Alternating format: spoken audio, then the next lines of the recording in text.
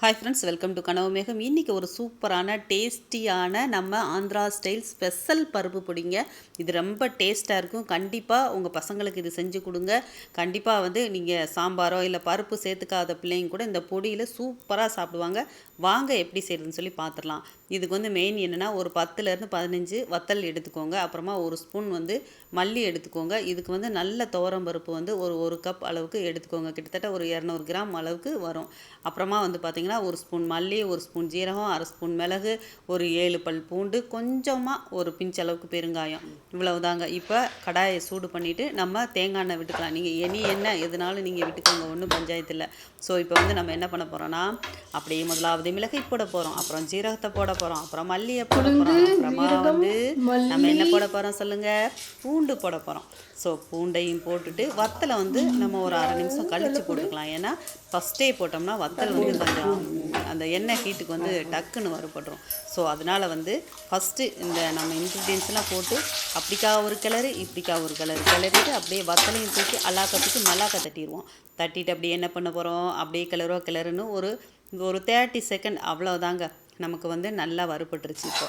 So இதை எடுத்து நம்ம அப்படியே என்ன பண்ண போகிறோம், தட்டில் கொட்டி வச்சுக்கலாம். இப்போ நெக்ஸ்ட் நம்ம என்ன வறுக்க போகிறோம்னு சொல்லி பார்த்தீங்கன்னா, நம்ம இந்த பருப்பு இருக்கு இல்லையா, பருப்பெல்லாம் போட்டு நம்ம மிச்சம் இருக்கிற அதே எண்ணெயிலே போட்டு நம்ம வறுத்து எடுத்துக்கலாம். இந்த பருப்பு பொடி ரொம்ப டேஸ்ட்டாக இருக்குங்க. உங்களுக்கு காரம் வேணும்னா இன்னும் கூட ஒரு 4-5 வத்தல் எக்ஸ்ட்ரா சேர்த்துக்கலாம். ஓகே, எனக்கு இந்த அளவுக்கு காரம் வேண்டாம், நான் குழந்தைங்களுக்கு கொடுக்குறது அந்த மாதிரின்னு சொன்னிங்கன்னா, நீங்கள் இதிலேருந்து ஒரு 3-4 வத்தலை நீங்கள் குறைச்சிக்கலாம். இப்போ நான் எடுத்து வச்சுருக்க அந்த ஒரு கப் அளவு துவரம் பருப்பை நான் போட்டுட்டேன். இப்போ எக்ஸ்ட்ராவாக நான் எனக்கு கொஞ்சம் டிஃப்ரெண்ட் டேஸ்ட்டில் வேணும் அப்படின்னு நான் கொஞ்சம் ஒரு கைப்பிடி அளவுக்கு நான் என்ன சொல்கிறேன், பாசிப்பருப்பையும் நான் அதில் போடுறேன்.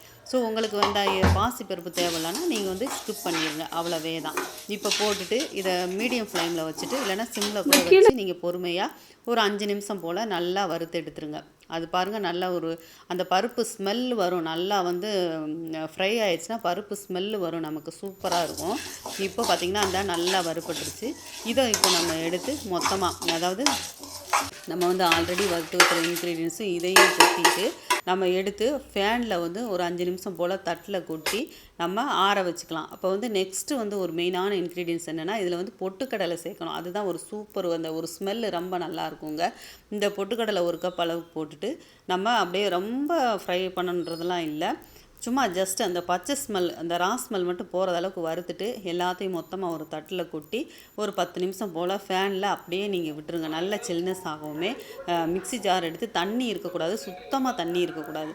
நல்லா தொடச்சிட்டு நீங்கள் இது மிக்ஸி ஜாரில் போட்டு நல்லா ஃபைன் பேஸ்ட்டை அரைச்சி எடுத்திங்கன்னா வேறு லெவலான அபாரமான அட்டகாசமான அசத்தலான ஆந்திரா ஸ்பெஷல் பருப்பு பொடி ரெடி ஆயிடுச்சு. இப்போவே செய்யுங்க, டேஸ்ட்டாக இருக்கும். மறக்காமல் நம்ம சேனலை சப்ஸ்கிரைப் பண்ணிக்கோங்க.